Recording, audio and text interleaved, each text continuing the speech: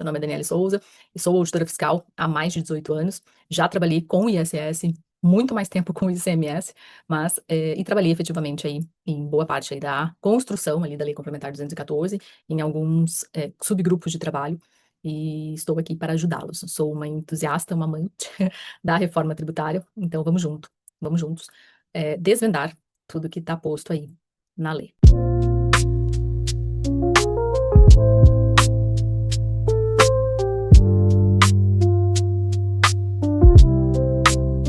Estou muito feliz em abrir este canal que eu estava já planejando aí há algum tempo, que vai falar especificamente sobre a reforma tributária.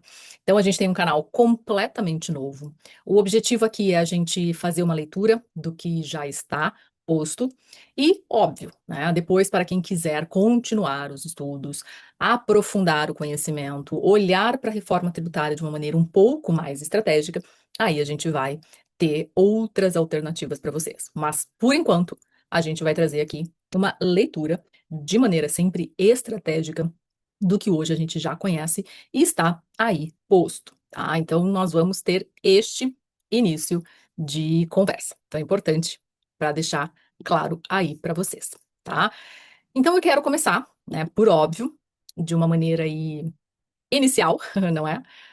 Colocando o que a gente tem sobre a reforma tributária. Então, a gente tem aí, na verdade, a nova era da tributação, né? Alguns já estão chamando como a nova ordem tributária. E o que a gente vai ter neste canal? E eu espero trazer isso para vocês, e é importante que as dúvidas que vocês forem tendo, vocês vão colocando aqui, vão comentando, para que eu traga vídeos sanando essas dúvidas. Lembrando, né? Sempre tudo de acordo com o que está na lei colocada, tá?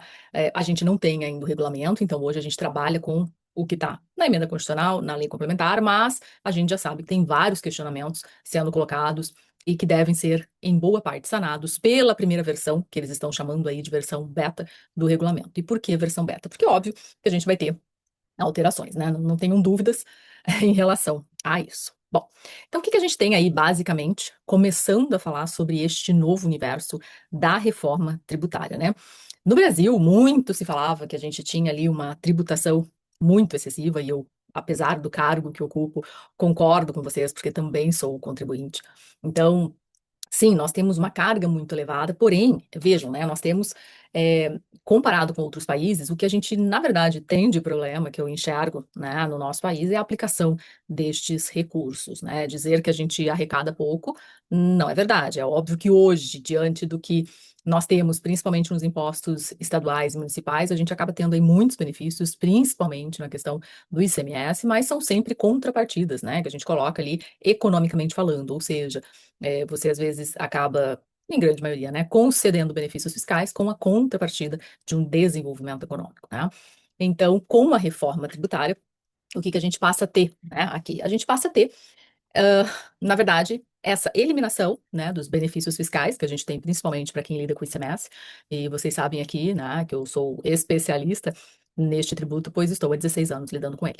Mas também sou exímia conhecedora do ISS. Então, os dois estão morrendo e agora a gente tem aí um futuro pela frente. Vamos então conhecer o famoso IBS, né, que é o imposto aí sobre bens e serviços, tá? Um imposto com uma competência, né? E aqui é importante a gente trazer isso. Hoje a gente tem ISS, que é uma competência municipal, exclusiva do município. Nós temos o ICMS como competência exclusiva dos estados, e o que se criou, né, aqui com esse IBS, Imposto sobre Bens e Serviços, é uma competência nacional, ou seja, ela é dos estados e dos municípios, né? Uma competência conjunta, vamos colocar assim, né? No âmbito federal, a gente tem a mudança de PIS e COFINS que deixam de existir, né? Aqui a gente tem a questão do IOF Seguros também, que eu coloquei, e que a gente vai ter a substituição pela CBS, né? Que é uma contribuição.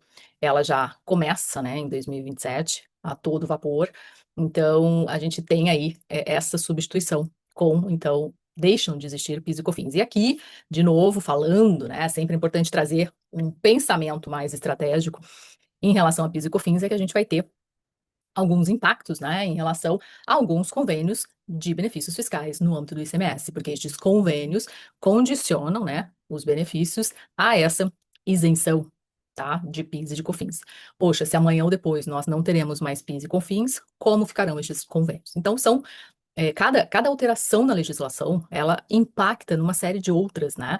E aí a gente tem a questão também da Lei Complementar 224, né? Só para trazer aqui, fazer vocês pensarem um pouquinho, que trouxe ali também uma redução na redução de alguns benefícios em determinados convênios, principalmente impostos federais, que impactam também esses benefícios no âmbito estadual. Então, é muita coisa que está acontecendo aí eu colocaria que desde 2022, quando a gente teve a monofasia, né? De novo, uma lei complementar que vem, mexemos em monofasia, mexemos no DIFAL, mexemos numa série de situações por legislações federais e que estados e municípios tiveram que sair aí sendo atropelados para poder tomar as decisões e regulamentar tudo isso e tentar administrar os impactos que isso respingava em outras partes. E aqui não vai ser diferente, tá? E aí nós temos aqui também a questão do IPI, né? É importante dizer que muita gente, o IPI deixa de existir. Não é bem assim. O IPI, em sua grande parte, sim, ele deixa de existir, tá? Essa substituição pelo imposto seletivo, ela não é exatamente completa, né? O imposto seletivo, ele vem com essa finalidade extrafiscal, assim como o IPI, mas ele vem numa tentativa de tributar de uma maneira mais pesada, né, produtos, enfim, serviços que tenham, né, impacto na questão principalmente da saúde e do meio ambiente, tá? Então, porque uma série de novos princípios, né, foram colocados e premissas nessa reforma tributária que ocasionou essa estruturação. Então, essa é a foto, né, do que a gente tinha, então, no passado, e aí eu coloquei cumulativo, eu sei que o ICMS, ele é não cumulativo, nós temos a questão do PIS e COFINS nas duas formas, né, mas para vocês entenderem, né, como que está sendo desenhado esse futuro, né, onde nós temos o foco no destino e nós temos o foco, sim, na não cumulatividade. Agora sim, ampla, né, e não só ali no ICMS como a gente tinha essa não cumulatividade. Então isso é importante vocês terem em mente aqui neste primeiro slide que eu acho que ajuda bastante vocês. Eu poderia resumir aí os três pilares, né, dessa transformação operacional no que a gente está falando aqui sobre a reforma tributária desse consumo. O primeiro pilar, ele foca, assim, na neutralidade, né? Quando a gente acaba com a cumulatividade, né? Quando a gente vem com essa possibilidade de um crédito integral em toda a tua cadeia, né? Onde a gente preza por uma isonomia competitiva, né, as decisões passam a ser focadas no negócio e não mais naquele impacto fiscal, né? Porque a tributação ela passa a ser isonômica. Então a gente tem ali uma neutralidade. E aí você deve estar me perguntando, poxa, Dani, mas a gente ainda tem alguns regimes estabelecidos. Sim, para estes regimes, né, que estão estabelecidos numa lei complementar, a gente tem uma dificuldade a mais de se estabelecer regimes específicos e diferenciados, né? Porque quando a gente tem que alterar uma lei complementar para poder instituir um novo regime específico ou diferenciado, enfim, favorecido, a gente tem uma dificuldade maior, né? Tanto que a própria lei complementar já travou bastante, né? Até em relação ao período de transição, como a gente vai fazendo essa avaliação, né? De alíquotas, de reduções que estão sendo ali propostas, certo? Não é tão simples de você mudar o que está posto ali para esses regimes, tá? Lembrando também do quórum de aprovação quando a gente fala em lei complementar. Então, cuidem disso, tá?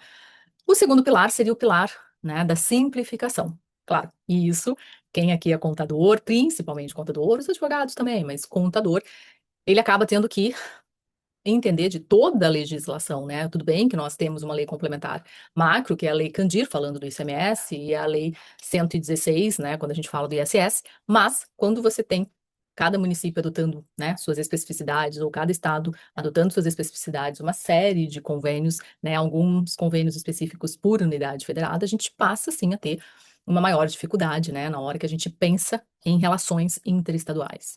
Então, com a reforma tributária, a gente passa a ter essa simplificação, né? Além do que, o IBS e SBS, eles tendem, né, a ser, na sua possibilidade, naquilo em que pensam coisas comuns, serem irmãos gêmeos, né, que a gente coloca aqui, tá? Então, a simplificação, ela tem um foco principalmente na legislação unificada, né? E quando a gente fala em obrigação acessória, ela também acaba trazendo aí um certo ponto que eu enxergo de maneira positiva, tá?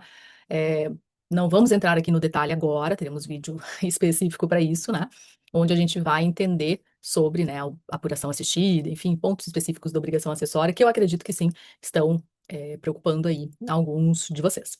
E por fim, o outro pilar que eu coloco ali, né, que seria esse pilar 3, a seletividade, né? Ou seja, alíquotas ajustadas de acordo com a sua essencialidade. Então, elas podem, a gente tem aqui sim a importância do IS, que é o imposto seletivo, né? Que pouca gente tem falado sobre ele, o pessoal tem focado muito mais na questão do IBS e da CBS, mas a gente tem que sim colocar que essa seletividade ela veio, né?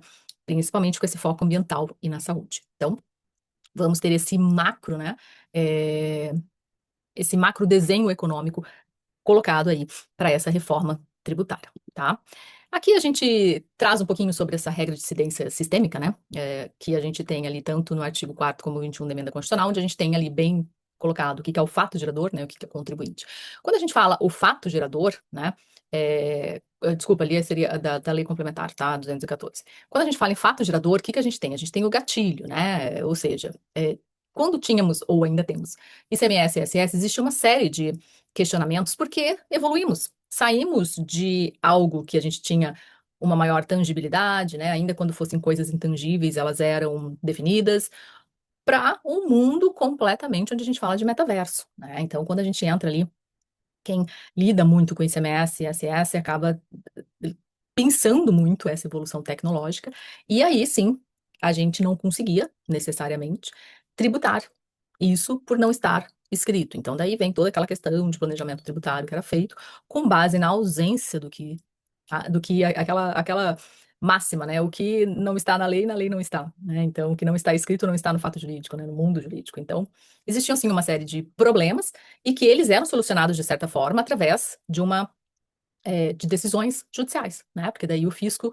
entendia que aquela nova tecnologia ou aquela evolução tecnológica era tributada, se enquadrava em determinado conceito, enquanto que o contribuinte entendia que não, e quem ia decidir no final era o Supremo, tá? Então, a gente acabava aí ficando, né, da dependência desses julgamentos.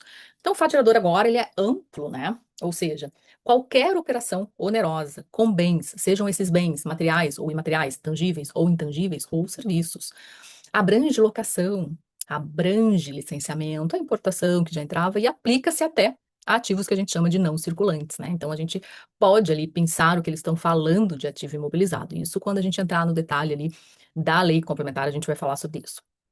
E o contribuinte, né? Aqui nós temos sim uma mudança, porque a tributação ela vai para o destino, né? Então, claro que o contribuinte, né, continua sendo aquela ideia de contribuinte, principalmente para quem entende muito de CMS, a gente tem contribuinte de direito, contribuinte de fato. Então, aqui a gente passa a ter o alvo no contribuinte, né? A gente passa a ter a figura muito bem estabelecida aqui de responsabilidades, como é o caso do pessoal que faz os famosos marketplaces, né? Então, a gente tem aqui uma forma de definir bem quem vai ser o contribuinte e quem serão os responsáveis pelo recolhimento deste novo imposto, tá?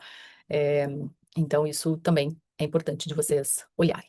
Aqui eu trouxe só um panorama, né? Porque a gente não tem a questão da alíquota definida ainda, né? Fala-se uma alíquota referência de 28, né? Nominal, tem gente que coloca aqui que seria uns 30%, tem gente que entende se pega IBS e CBS, nós vamos para 40%. Então, aqui não vamos ficar aqui focando no número em si, mas o que eu quero dizer para vocês é que, né, a gente não vai efetivamente ter uma alíquota efetiva de 28, né, ou de 30 ou de 40. A gente, em função, né, de um documento fiscal válido que te proporciona uma apropriação de crédito, né, dentro da legalidade, ou seja, dentro daquilo que está posto, ou seja, você passa a ter esse direito a acreditamento, né? E isso o pessoal do ISS tem dificuldade, né? Hoje, porque hoje não existe o crédito. Então, lá no IBS você passa a ter a possibilidade do acreditamento daquilo que foi utilizado por ti, né? Aquilo das operações anteriores. E eu entendo que quando a gente fala em serviço, a gente não tem tanta coisa vindo, né? Antes para essa prestação de serviço. Então, é, há esse certo medo e receio de quanto será que vai ser esse valor de crédito? Vai ser quase irrisório? Então, vamos esperar o que o regulamento vai trazer para a gente ter uma maior efetividade. Mas eu calculo e estimo uma alíquota efetiva de 12% a 22% quando a gente fala aí, né, de IBS, tá? Então, o que você precisa, né? E aí, aqui, como empresário, como contador, como advogado, né? Entender, e eu diria principalmente do empresário. O empresário ele tem que entender como funciona o seu negócio, né? E dentro disso, ele conseguir levantar de fato, e aí vem a importância, né, do documento fiscal bem preenchido com as respectivas NCMs, com a respectiva classificação tributária do produto, para que tenha um enquadramento nos regimes específicos diferenciados, favorecidos, quando for o caso, para fins de definição de alíquota, ou para quando a gente tiver uma alíquota cheia, a gente tem esse creditamento. Então, você tendo um documento fiscal correto, válido, preenchido na mais perfeita condição, a gente passa a ter uma escrituração diligente, auditável e que permita, né, essa apropriação integral desse crédito pelo empresário, tá? Então, isso aqui é muito importante de vocês entenderem em relação a cada negócio, tá? O cronograma de transição, acho que é importante trazer, né? Nós já estamos aqui. Então, a gente teve ali a promulgação da reforma em 2023, com a emenda constitucional, depois nós viemos com a lei complementar, né? A aprovação ali tanto da 214, 227, tá? A gente vai entrar no detalhe de cada uma dessas leis complementares, óbvio que vamos começar ali com a emenda constitucional, mas enfim, teremos aulas sobre isso, teremos vídeos sobre isso, mas 2026 está aí, estamos agora em abril de 2026 e já estamos nessa fase de teste, né?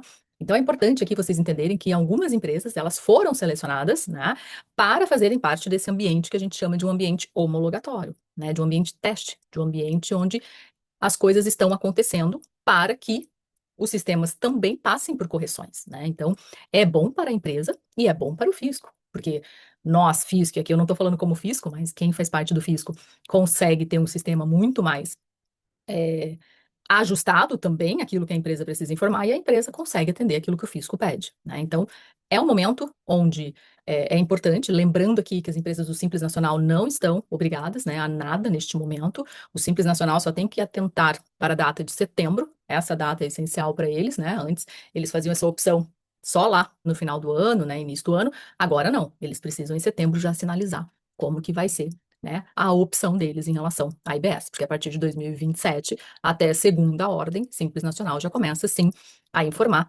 né, e a, pelo menos a destacar. A gente não sabe como vai ser essa questão do recolhimento, mas na transição a gente tem, sim, que em 2027 CBS já entra, né, na sua integralidade, enquanto PIS e COFINS deixam de existir e IPI na sua grande maioria. Lá em 2029 até 2032 a gente vai começar com as reduções, né, tanto do ICMS quanto do ISS, sempre a 10%, né, 10% a menos em cada ano, enquanto o IBS entra com 10% a mais em cada ano. Então, por exemplo, em 2029 a gente vai ter um ICMS ou barra ISS de 90% do teu valor, né, oficial ali da nota, enquanto que o IBS passa a ter um percentual de 10%. Depois, em 2030, o ICMS e o ISS caem para 80%, enquanto que o IBS sobe para 20%. E assim sucessivamente, até que em 2033 a gente passe a ter a integralidade do IBS em 100%, enquanto a gente passa a ter o ICMS e o ISS zerados, tá? Então, isso aqui é importante trazer, né, para vocês. E não teria como, né, deixar de trazer aqui para vocês um pouquinho sobre, né, essa, talvez, uma preparação que vocês devem fazer visando até a mitigação de riscos, né, que é vocês terem, né, principalmente em relação ao produto que vocês possuem, uma integração ERP muito forte, né, onde vocês têm ali todos os seus sistemas de venda, contabilidade, fiscal, sem atrito para você capturar, né, os dados da apuração, lembrando que a gente tem uma apuração assistida. Então, assim, muita coisa muda e muita coisa fica diferente, ou seja, o crédito, por exemplo, o crédito ele não passa mais a ser um crédito, ele passa a ser um crédito financeiro, né? Então, assim, você só vai ter direito a esse crédito quando a outra ponta pagar aquele débito que ela tinha, né? Entre outras formas de liquidação desse débito, tá? Que existem e que estão previstos ali na lei complementar. Mas de uma forma geral, é isso. Ele é um crédito que ele é financeiro. Você só passa a poder utilizá-lo quando você, de fato, tem é, essa extinção, vamos colocar assim, pela outra ponta, né? Você vai ter que ter um foco muito grande agora em 2026, principalmente, né, na sua codificação de itens, então, correta identificação de cada um, porque isso depois, para fins dos regimes específicos, vai fazer toda uma diferença, né? Controles rigorosos de auditoria interna, que eu não estou falando auditoria fiscal, mas não deixa de ser também, mas auditoria dos seus sistemas de controle internos ali na empresa, né? Para que você consiga justificar documentalmente todas as prestações, inclusive aquelas com os regimes diferenciados favorecidos, né? E a gestão dos seus fornecedores, que eu acho que é o principal ponto, né? Que aqui muita gente está com medo, a empresa do Simples Nacional deixam de existir. Não é bem assim, né? Claro que o Simples Nacional só vai gerar crédito se for efetivamente contribuinte, mas às vezes, né, ele pode conseguir competir com uma empresa grande na precificação. Será? Então, assim, a decisão tanto de quem é a empresa que está enquadrada como simples, como a empresa grande que compra, ela precisa fazer aquele controle. O que é melhor para mim hoje? De repente, você vai ter um crédito menor, mas você vai ter a disponibilidade desse crédito, talvez de maneira antecipada, ou então você não vai ter aquele crédito de maneira tão fácil, né, comprando de uma empresa geral, supondo o preço de uma empresa do Simples e uma empresa do Sistema Geral, vendendo o mesmo produto pelo mesmo valor, né? A gente sabe que não é bem assim, mas vamos supor. As empresas do Simples Nacional que conseguem competir com preço, elas sim podem ter uma vantagem, porque a empresa que está comprando, ela não vai ter aquele crédito, porém, ela não vai ter o imposto ali incidindo em cima daquele valor, né? Pelo fato da empresa ter feito, às vezes, a opção por recolher aquele imposto por dentro do Simples. Então, vai ser um valor bem menor, né, do IBS. Então, é uma série de análises e 2026 é um ano para isso, para que empresas, né, para que sistemas, para que fisco, para que todos consigam, né, entender e se preparar para aquilo que de fato virá, né, a partir de 2027 com mais força. Então, quem ainda não começou, nós estamos em abril, já está atrasado, porque a gente precisa sim ter esse compromisso, né, de como a nossa empresa funciona, de como o nosso dia a dia funciona e o que que a gente pode aí entregar, né? Então, esse primeiro vídeo que eu queria trazer para vocês, ele trata aí realmente de uma leitura, né, do que a gente tem aí sobre a reforma tributária. Eu fico aqui à disposição de vocês, né? Eu estou selecionando aí uma série de vídeos e de playlists. Eu hoje só estou abrindo esse canal. Espero que vocês gostem e me acionem, né? Tanto ali pela outra rede, por aqui, onde quiserem, para que a gente possa começar estes debates e, enfim, essas explanações relacionadas aí à reforma tributária.